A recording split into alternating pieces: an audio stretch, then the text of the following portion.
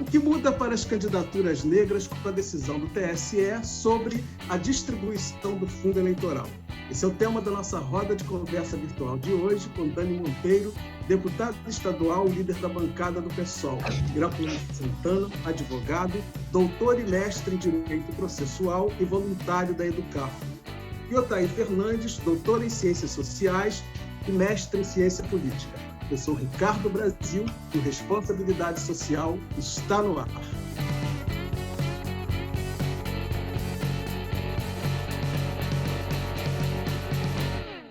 Olha, muito obrigado pela presença de vocês. É um prazer enorme receber vocês aqui.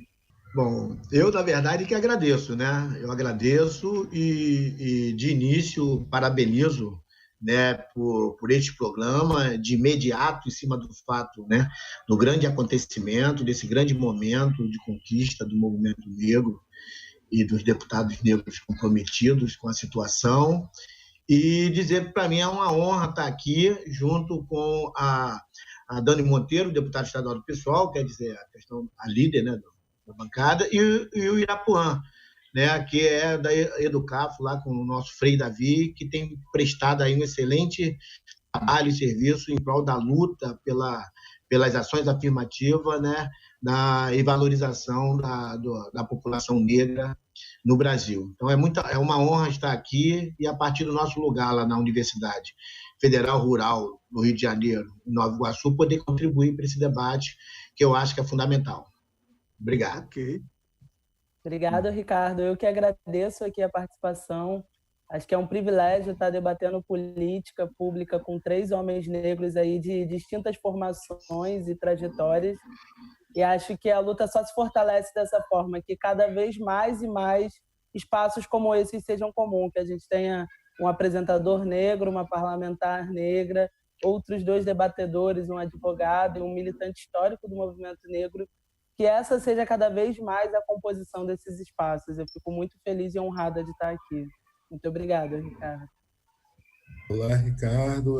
É um prazer estar aqui e também podendo conversar e aprender muito, tanto com a Dani quanto com o professor Otair, que eu me sinto muito honrado, né, de poder participar dessa mesa. Então, espero que a gente possa contribuir, de fato, com o debate público, né? Então, né, para quem não sabe, né, a decisão do Tribunal Superior Eleitoral determinou que os partidos políticos distribuam os recursos, né, do fundo eleitoral de maneira proporcional entre os candidatos negros e brancos. Irapuã, eu te pergunto, como funciona atualmente essa distribuição, né, para a gente entender o que muda? Na verdade, o que acontece? Isso fica a cargo dos diretores, né, dos partidos, dos dirigentes partidários, e eles têm uma liberdade para distribuir essa verba para quem eles acham que deve ser feito, né? Então, o que acontece, né, vem acontecendo sistematicamente, é que a disparidade de investimento das verbas públicas sobre as candidaturas negras, ela é gigantesca, porque quando a gente vai fazer uma comparação com as candidaturas brancas, a gente vê que chegou até a ter 3 vezes mais investimentos em candidaturas brancas do que em candidaturas negras, né? E foi com esse quadro que a gente apresentou ao TSE e ao Supremo, para poder fazer uma reforma, né, no modo como as eleições são organizadas no país. Agora, deputada, geralmente as candidaturas negras, em sua maioria, são de pessoas pobres, né? A senhora é um exemplo disso, é uma mulher negra, de favela, cotista, ou seja, são pessoas empobrecidas que não têm dinheiro para poder concorrer nessa disputa. Então, é uma disputa muito desigual. Eu queria que a senhora falasse da experiência da senhora nesse sentido. Sim, com certeza, Ricardo. E eu acho que para tentar, né, ajudar nessa provocação, nessa questão que você levanta, eu acho que é importante a gente ter o entendimento de que a não disponibilização, né, a não distribuição igual dos recursos para as candidaturas brancas e negras, ela passa, inclusive, pelo exercício da democracia e da cidadania da população negra. A gente está falando de espaços de poderes onde, numa estrutura de democracia representativa como a nossa, as pessoas que são eleitas, elas representam fatias da sociedade, interesses sociais.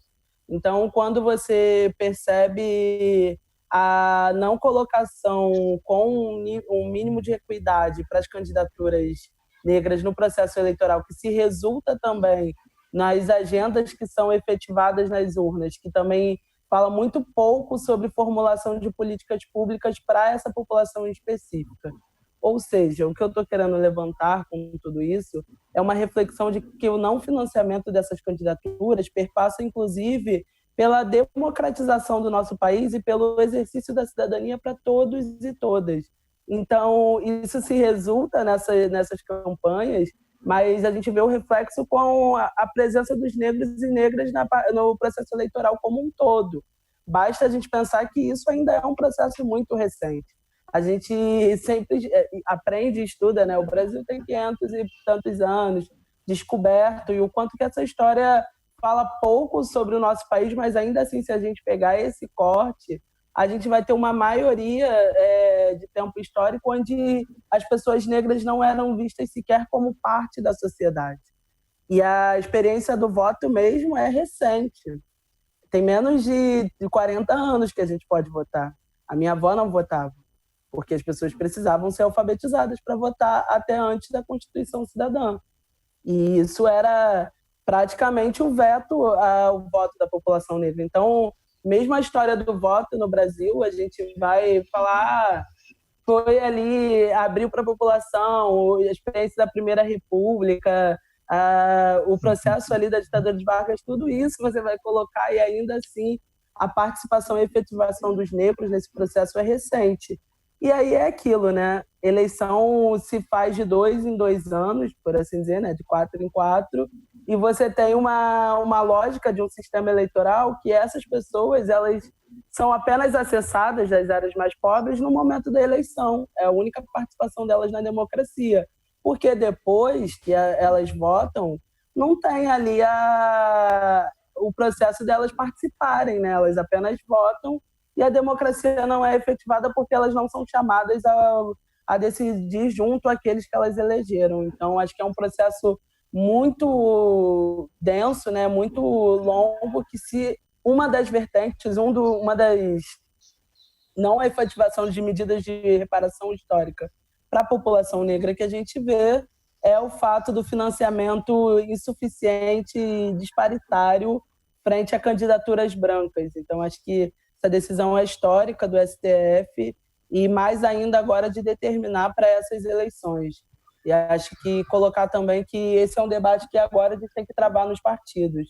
Eu estou travando no meu partido, no PSOL, a gente conseguiu aprovar uma resolução de equiparar os fundos de distribuição quando tiverem candidaturas na mesma faixa, mas eu acho que ainda é um desafio para a gente, por exemplo, efetivar que candidaturas negras são importantes.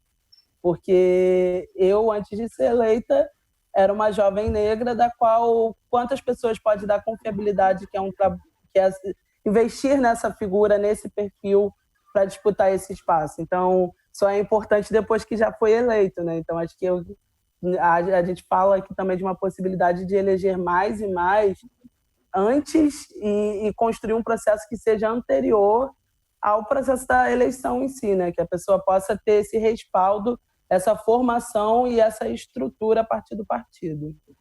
Otair, você é um militante histórico, né? É uma pessoa que está nesse processo há muito tempo, e como a própria deputada falou, essas candidaturas, né, essas pessoas, elas são importantes quando elas são eleitas. E a eleição dessas pessoas acaba sendo, no decorrer desses anos, simplesmente exceção, né? São pouquíssimas as pessoas que conseguem se eleger dentro desse sistema. O senhor acredita que com essa mudança no fundo eleitoral, essa realidade, de uma certa forma, vai mudar? Ricardo, né, sem dúvida alguma que essa medida, né, aponta para mudanças. Como será essa mudança? Eu acho que vai depender de vários fatores. E a deputada Dani já apontou um aí. Entendeu? É importante que os partidos, né, e o nome já diz, partidos que são associações, né, autônomas, que são justamente legitimados para competir no processo eleitoral, né, nas eleições, entendendo essas eleições como meio de legitimar, né, onde o eleitor, a população, o cidadão, né, escolhe o seu representante, que vai ocupar a esfera, né, do poder político para promover políticas públicas, etc., no caso, principalmente, tanto o parlamento, o legislativo, como o executivo, esse ano.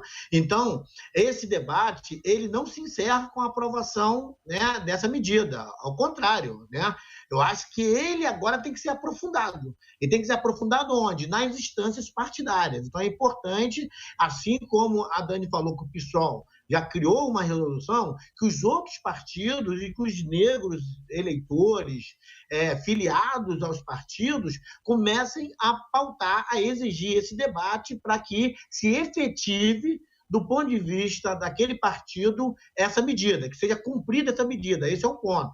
Agora, qual o impacto dessa medida, né, em relação aos candidatos negros? Em primeiro lugar, nós temos que recuperar uma questão da importância histórica dessa medida e dessa ação do Supremo, né, e parabenizar, né, tanto aí do Cafro, como a própria candidata Benedita da Silva, Paulo Paim, outros que assinaram, entendeu, do PSOL, que fizeram esse trabalho junto ao Supremo. Entendeu? A importância simbólica e histórica dessa medida.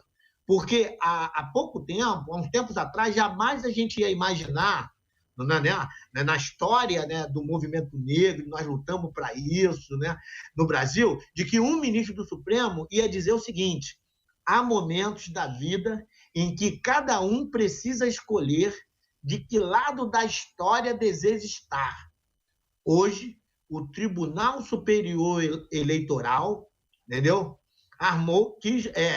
Tomou atitude, tomou posicionamento, que estamos do lado dos que combatem o racismo, dos que querem escrever a história do Brasil com tinta, né, de todas as cores. E no caso aqui, então, um ministro do Supremo e o Supremo tomando essa atitude, provocada pelo movimento negro, né, e pelos os políticos negros comprometidos com essa discussão e que já estão na luta há um bom tempo, isso tem um significado histórico, né, na política brasileira fundamental. Política essa, né, que nós sabemos da constatação, e a Dani colocou aí, há uma subrepresentatividade dos negros na política. Isso está mais do que provado, não só pelos estudos na área acadêmica da ciência política, alguns estudos, inclusive, deixam a desejar em relação a essa discussão, quando coloca a questão racial na análise política, mas aí nós não vamos entrar nesse debate agora, esse é um outro debate,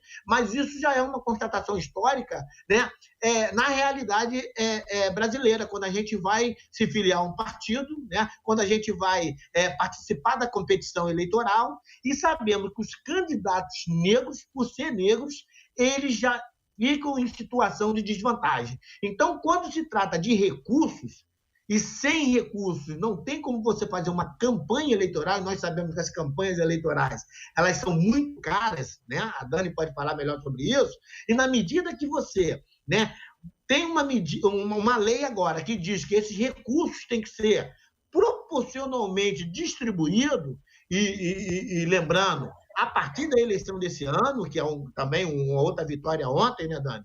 Então, a partir da eleição desse ano, então isso é de um impacto, logo de imediato, fantástico. Agora, esse impacto ele vai ter tons mais efetivo e positivo, entendeu? A partir dos partidos, como o exemplo aí do PSOL e de outros, né, o próprio PT, que vão fazer efetivar essa legislação. E mais do que isso, dos candidatos negros, né, ao ter, não vou dizer favorecido, porque não posso tomar isso como uma benesse, né? Isso é uma questão de justiça, de reparação, né?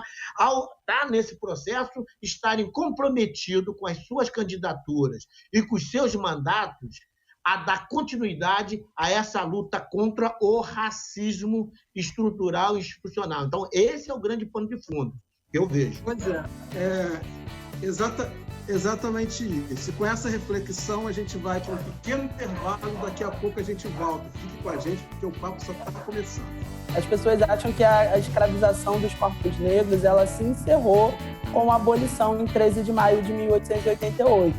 Mas a pergunta que a gente tem que fazer é: o que aconteceu na manhã de 14 de maio de 1888?